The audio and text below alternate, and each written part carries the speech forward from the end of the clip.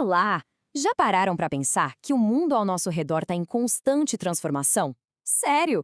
Do gelo derretendo no suco até um bolo assando no forno, tudo isso é pura ciência. Hoje a gente vai desvendar essa mágica do dia a dia e entender de vez a diferença entre uma mudança física e uma mudança química. Vamos nessa? Olha só essa imagem, um comprimido efervescente borbulhando na água. Parece até um truque de mágica, né? Mas o que será que está rolando de verdade aí dentro desse copo? Fica a pergunta no ar. Garanto que até o final da nossa análise de hoje, a resposta vai estar na ponta da língua. Bom, vamos começar pelo mais simples, os fenômenos físicos. Para facilitar, pensem neles como uma troca de roupa. A aparência de alguma coisa pode até mudar, mas a sua essência, sabe? Aquilo que ela é de verdade, isso não muda. Continua sendo a mesma coisa por dentro. E o melhor exemplo disso é a nossa velha conhecida, a água. A gente encontra ela como gelo, que é sólido, como água líquida, que a gente bebe, ou como vapor, que está no ar e a gente nem vê. Mas o mais legal é que em todas essas formas, a molécula é exatamente a mesma, H2O. O que muda é só o jeito que essas moléculas estão organizadas e a energia que elas têm. Tá aqui um exemplo perfeito que todo mundo já viu em casa. Quando a água ferve na panela, ela só está passando do estado líquido para o gasoso. Aquelas bolhas todas são vapor d'água. A água não virou outra coisa, ela só mudou de fase, digamos assim. É uma transformação puramente física. Então, essa jornada da água é bem clara. A gente começa com o gelo no estado sólido. Se a gente esquenta, ele passa pela fusão, ou seja, derrete e vira líquido. Se a gente continuar esquentando, ele ferve no processo que a gente chama de vaporização e vira gás, o vapor. É a mesma substância, só que usando roupas diferentes. E é claro que esse caminho tem volta. Quando o vapor esfria, ele condensa. Sabe a tampa da panela que fica molhada? É isso. E volta a ser líquido. Se esfriar mais ainda, a água se solidifica e vira gelo de novo. E tem até um atalho, a sublimação, quando um sólido vira gás direto, sem passar pelo líquido. Todos esses processos são exemplos clássicos de mudanças físicas. Ok, mas e quando a mudança é mais radical? Aí a gente entra no mundo das mudanças químicas. Aqui a coisa é séria. Não é só uma troca de roupa, é uma mudança total de identidade. As substâncias originais se transformam e dão origem a coisas completamente novas. Essa frase aqui é a chave de tudo. Para a gente saber se rolou uma mudança química, ou seja, uma reação, a gente tem que ser meio detetive.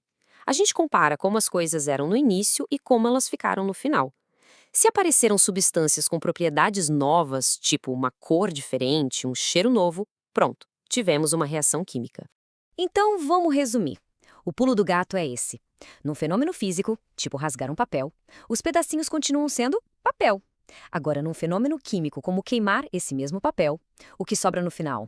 Cinza, fumaça, com certeza não é mais papel. Ele se transformou em outras coisas. Substâncias totalmente novas foram criadas. E esse contraste visual aqui é excelente. Na esquerda, a água só está mudando de estado. Se a gente quiser, dá para reverter. Na direita, a laranja está apodrecendo. Isso acontece porque fungos e bactérias estão fazendo reações químicas que transformam a fruta em outras substâncias, com aquele cheiro e aparência bem característicos.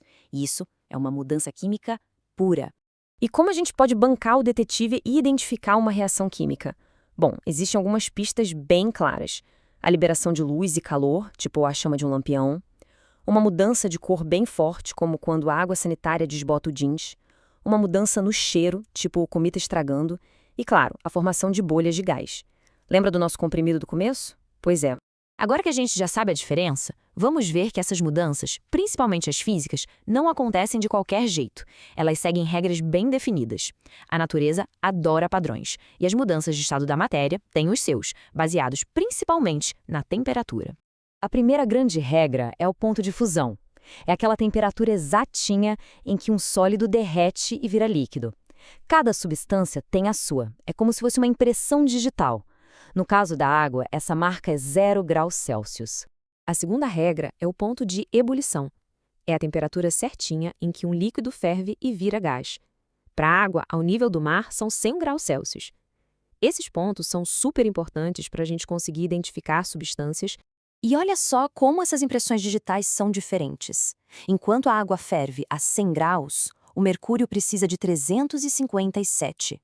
E o ferro? Nossa, precisa de mais de 2.800 graus para virar gás. Essa tabela deixa bem claro que cada substância tem as suas próprias regras para mudar de estado. Bom, já vimos bastante teoria, né? Que tal um pequeno desafio para a gente colocar tudo isso em prática? Vamos testar nosso olhar de cientista com um exemplo clássico.